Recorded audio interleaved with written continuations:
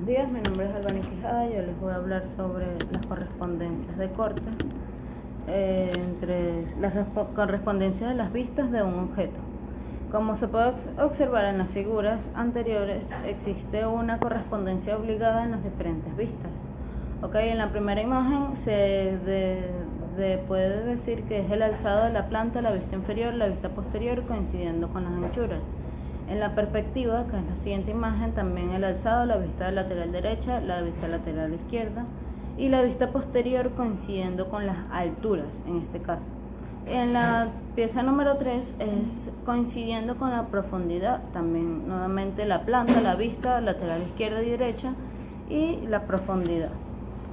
Las generalidades de cortes de sección.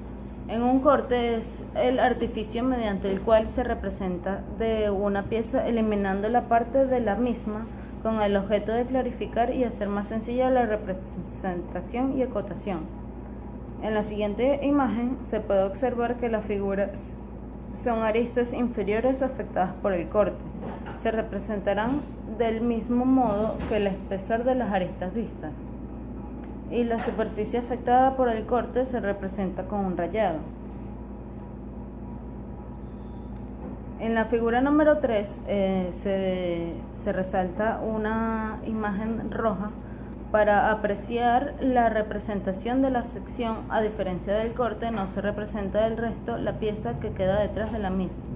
Siempre que sea posible, se referirá a representar la sección que resulta ser más clara y sencilla. Los tipos de corte son corte total, semicorte o corte parcial. En las diferentes imágenes, por ejemplo la 1 y la 2, se puede producir que son varios planos que atraviesan totalmente la pieza dejando solamente la vista exterior de las aristas del contorno. En la semicorte se puede utilizar, que es la figura número 2, piezas que tienen un eje de simetría, representándose de media pieza en la sección y la otra mitad en las vistas exteriores. Este tipo de corte no se representa en aristas ocultas, con el objeto de representación que sea más claro. En ocasiones coincide con una arista con el eje de simetría. En dicho caso prevalecerá la arista en el mismo tipo de corte. Siempre que sea posible, se acotará los elementos exteriores a un lado y en el interior de otro. El parcial es la figura número 4, que se necesita poder ver por representaciones de detalles pequeños interiores de una pieza. En este caso no es necesario un corte total y es suficiente con el tipo de corte parcial. En ella se delimita mediante una línea ligeramente fina. Las líneas de roturas en los materiales. En la figura 1 y 2 se puede notar que normalmente los objetos que se dibujan en todas las figuras, mejor dicho, son largos y uniformes, que se representan por líneas interrumpidas de rotura. Estas líneas definen la acotación y la representación de las piezas. Los tipos son los siguientes. En la figura 1 y 2 son las roturas, se indica una línea fija como la de los ejes. Estas se hacen a mano alzada y es una línea también ligeramente curvada. En la segunda se puede usar más que todo en los ordenadores. En la figura número 4 y 3 son cuñas en pirámides. Se realiza también de una misma línea fina y ligeramente curva, y también se deben mantener las piezas de inclinación de las aristas, la inclinación de las aristas en las piezas. La figura número 5 es una rotura de madera dibujado con líneas de zigzag. La figura número 6 son piezas cilíndricas macizas. La línea indicará rotura mediante la característica lanzada.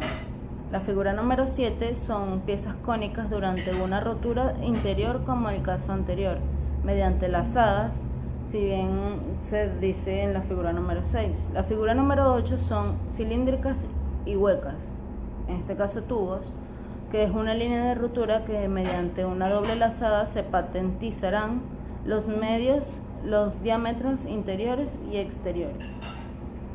La figura número 9 son las piezas que tienen configuración uniforme, la ruptura indicarse con una línea de trazo y de punto fino como en las líneas de los ejes. Okay. Se representan las normas de cortes de los cuerpos, secciones y roturas. Figura 1, 2, 3 y 4 se dice que la trayectoria no es evidente cuando se realiza mediante planos de un corte. El recorrido se indicará mediante una línea de trazo de punto fino, que representa con trazos gruesos en extremos y cambios de dirección.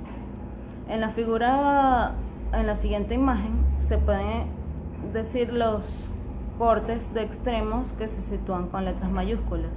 Estas pueden ser repetidas A o consecutivas AB, que en los extremos de dos flechas indican el sentido de observación sobre la vista afectada del corte. En estas se indican las letras definidas del corte. En la figura 1 y 3, en ella podemos decir que son planos paralelos, en la figura 1 son un plano único, en la figura número 2 son planos paralelos, en la 3 son planos sucesivos, en la 4 son planos concurrentes y por último en la 4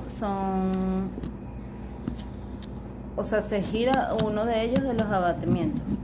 Las normas para el rayado de los cortes. Allí se puede decir que la inclinación de rayado en la figura número 1 son de 45 grados con respecto a los ejes de simetría o contorno principal de la pieza. En la figura número 2 no puede ser inferior de 7 milímetros ni superior a 3 milímetros.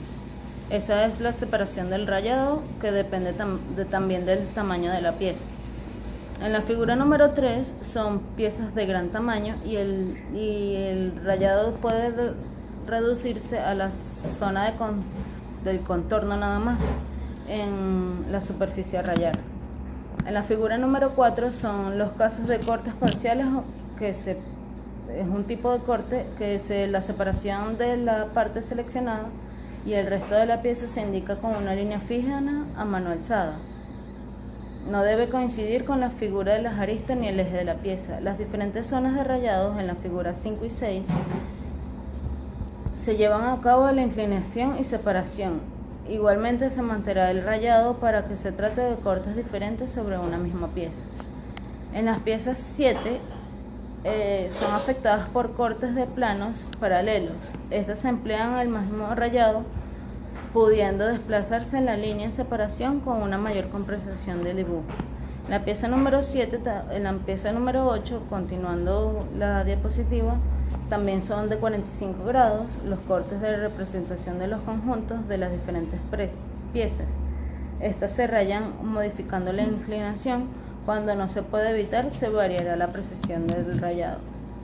En la pieza número 9 también es una separación pequeña entre ellas que no será inferior a 7 milímetros. Estas son superficies delgadas y normalmente no se rayan, sino que se ennegrecen si son continuas las superficies. La figura número 10, en ella puede evitarse la consignación de cotas en las superficies de los rayados. En el caso de un rayado en la zona de la cifra de cota, no en las flechas de las líneas de cota, ¿ok? En la figura número 11, por último, no se dibujarán aristas ocultas sobre las superficies rayadas del corte. Solo se admitirá excepcionalmente si es inevitable, o con ello se contribuye decisivamente a la lectura e interpretación de la pieza. En los elementos que no seleccionan, las normas se establecen como remaches, piezas, eslabones, cadenas, chavetas, tabiques de refuerzos, nervios, etc.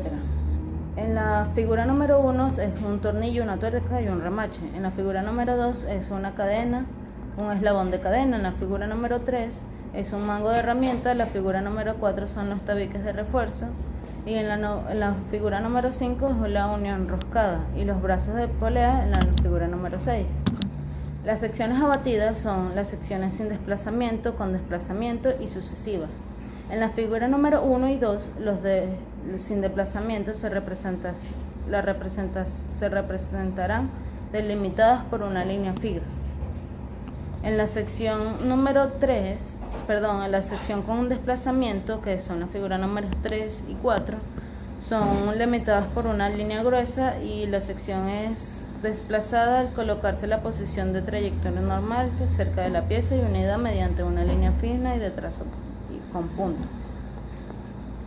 También en la sección sucesiva se puede nombrar que en la figura 5 se realiza a lo largo del eje, en la figura número 6 es a lo largo del plano del corte y en la figura número 7 son desplazadas a una posición cualquiera. Eso es todo por la presentación. Gracias por su atención. Espero que le haya gustado.